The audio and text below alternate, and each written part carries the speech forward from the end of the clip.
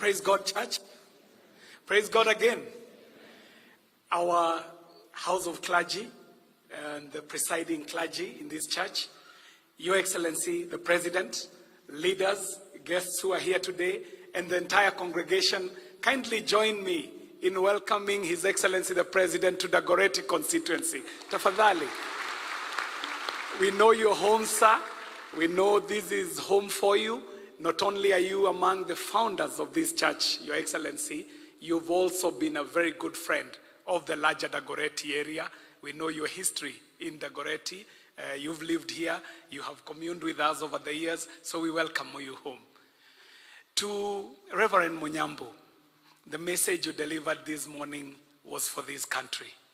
We were listening to you, and we really do associate with the message that you gave, because it is fit for a time such as this.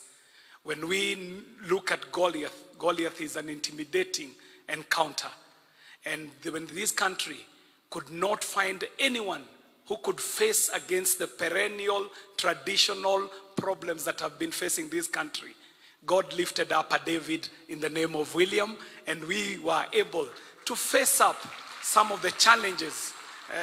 We had been historically told that you can never go against tradition, against dynasties, against systems, and a David emerged.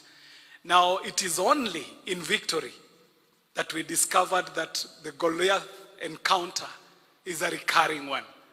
His Excellency the President goes into government and finds empty coffers in our treasury.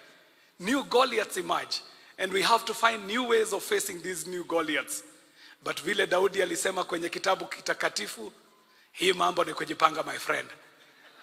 And I know a David who knows how to jipanga.